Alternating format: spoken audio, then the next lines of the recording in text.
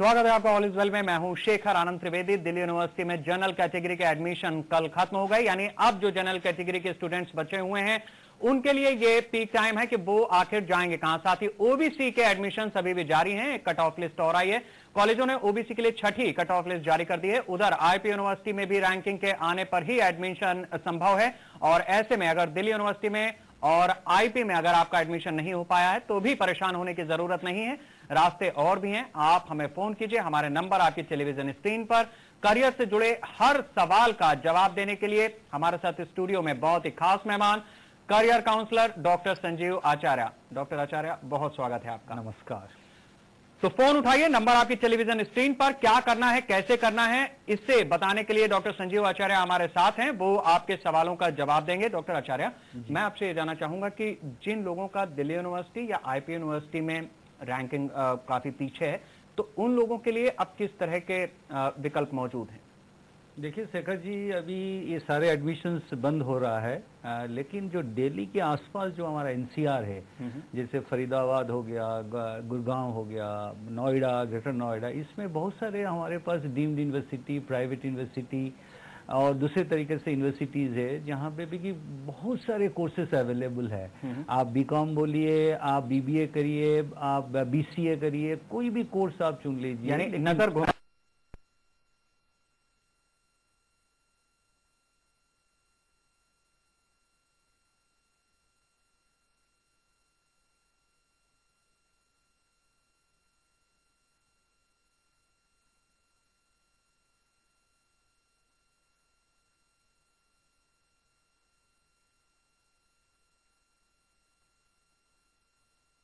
चाहूंगा कि MBA finance के बाद इमीडिएटली आप जॉब पकड़ ले, और इसी के ऊपर फाइनेंस रिलेटेड जो कि सर्टिफिकेशन कोर्सेज होते हैं उसको आप करके आगे बढ़िए।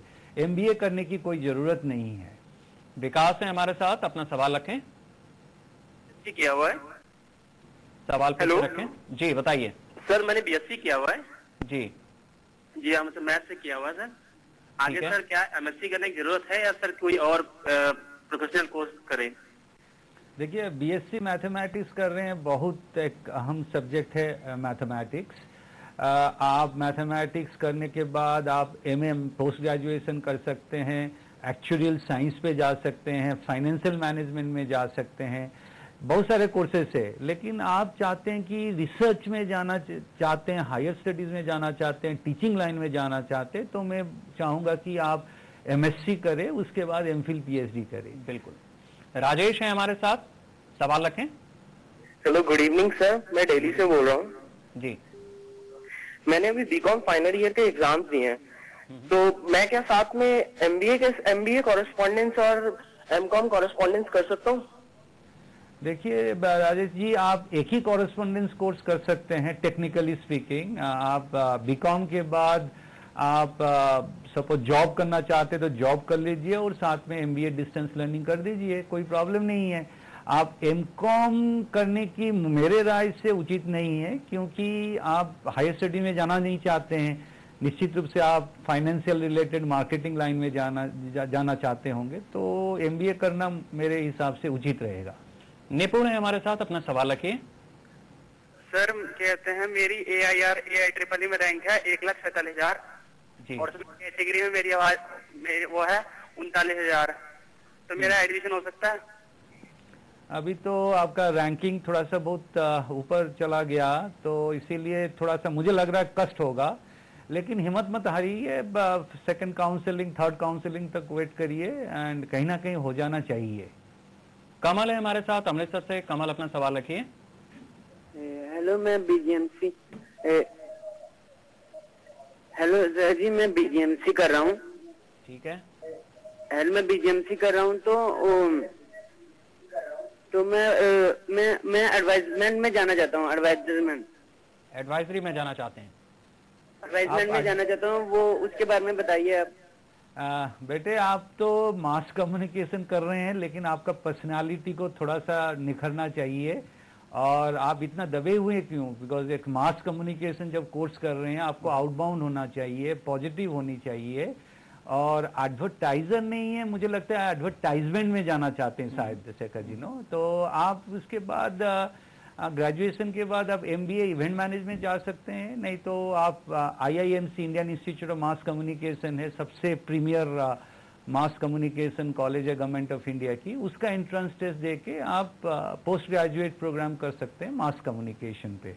तो दो आपके है, एक तो मास कम्युनिकेशन करें, नहीं तो आप पोस्ट ग्रेजुएट डिप्लोमा करें एडवर्टाइजमेंट में। अनु है हमारे साथ, अपना सवाल रखें। सर मुझे ये पूछना है, मेरे बेटे के 12th में 88% मार्क्स आए हैं, तो उसके BBE और इको ऑनर्स में क्या फर्क है? दोनों में उसका नंबर आ रहा है, तो उसे कौन सा करना चाहिए? देखिए मैडम, इसके लिए तो प्रॉपर काउंसलिंग होना चाहिए बेटी का, क्योंकि जैसे बेटी का जितने एप्टीट्यूड है उसको हमको देखना पड़ेगा।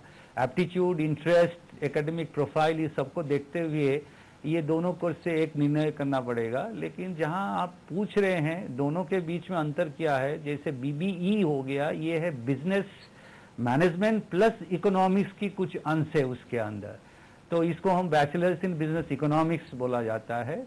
और जो दूसरा जो आप बोल रहे हैं कि बीकॉम, ये BCom is exclusively on the commerce side, तो उसमें इकोनॉमिक्स की जो ये है पकड़ है उसमें कम है।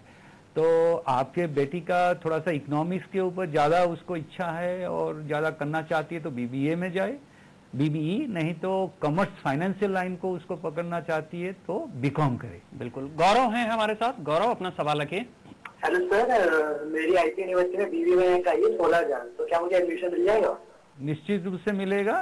ओके, बहुत बढ़िया रैंक है, निश्चित रूप से मिल जाना चाहिए आपको। निहारिका हैं हमारे साथ, अपना सवाल रखिए। हेलो जी। मेरी BBA IT में 6938 रैंक है, तो हमें BBA जनरल करना चाहिए और BBA banking insurance? BBA banking आपको फाइनेंशियल लाइन में, जब आपको कॉमर्स स्ट्रीम है 10+2 में, तो फिर आप कॉमर्स लाइन चूज करके आप फाइनेंशियल सेक्टर में, बैंकिंग सेक्टर में जा सकते हैं, नहीं तो आप जनरल करिए, कोई प्रॉब्लम नहीं। राजेश हैं हमारे साथ, अपना सवाल रखिए। हेलो सर, नमस्कार। नमस्कार सर, मैं BBA कर रहा हूँ। BBA सेकेंड ईयर में मैंने ICICI प्रूडेंशियल में जॉब ज्वाइन करी थी एज ए एडवाइजर। अब मैं वहाँ पे डेवलपमेंट मैनेजर हो गया हूँ और इस समय मेरा BBA थर्ड ईयर कंप्लीट भी हो गया है। तो मैं ये जानना चाहता हूँ, अगर मैं अपना एक्सपीरियंस दोनों जगह दिखाता हूँ तो क्या वो वैलिड होगा? ओ जनाब, आप तो बहुत अच्छा काम कर रहे हैं, इससे बढ़िया क्या हो सकता है। आप पढ़ रहे हैं, वो साथ साथ में नौकरी भी कर रहे हैं, इसको हम हैंड्स ऑन एक्सपीरियंस बोलते हैं। आपको इंडस्ट्री पूरा पिकअप कर लेगा और साथ साथ काम चलाइए, ये बहुत मायना रखता है ये। तो दोनों चीज फुल टाइम है तो कोई दिक्कत तो नहीं आएगी सर? कोई दिक्कत नहीं आनी चाहिए। फुल टाइम में उसको जैसे जो वर्क जो है ना, आप उसको थोड़ा सा शाम वाली वो काम ले लीजिए, जैसे आफ्टर 3 o'clock के काम ले लीजिए, एंड मॉर्निंग पे आप, कोई प्रॉब्लम नहीं है, ऐसा कोई पाबंदी नहीं है कि आप नहीं कर सकते हैं। मेरे ख्याल से यूनिवर्सिटी में उन्होंने कुछ शायद जरूर सेटिंग की होगी, क्योंकि वहां पे भी अटेंडेंस काउंट होती है। एग्जैक्टली वहाँ। रमन है हमारे साथ। रमन, अपना सवाल रखें। हाँ सर, मैं BSc मैथमेटिकल साइंस से कर रहा हूँ, आगे मैं क्या क्या कर सकता हूँ वही जानना चाहता हूँ। आप MSc कर सकते हैं मैथमेटिक्स में, एक्चुअरियल साइंस में जा सकते हैं, फाइनेंशियल मैनेजमेंट कर सकते हैं, MBA कर सकते हैं, MPhil PhD भी कर सकते हैं। बहुत सारे लाइन है, जब तक हम आपके ऊपर पूरा विचार नहीं करें कैसे बताएं। आपके एप्टीट्यूड, आपके इंटरेस्ट, आपका एकेडमिक प्रोफाइल, आपके हॉबीज, आपका और सारे जो साइकोमेट्रिक प्रोफाइलिंग होता है, सब जानने के बाद हम कह सकते हैं आप किस लाइन पे जाएंगे। लेकिन रास्ता खुली पड़ी है आपके लिए, कोई प्रॉब्लम नहीं। बिल्कुल। और हम रुकेंगे एक छोटे से ब्रेक के लिए। ऑल इज वेल जारी रहेगा। आप फोन उठाइए, नंबर घुमाइए, डॉक्टर आचार्य हमारे साथ बने हुए हैं।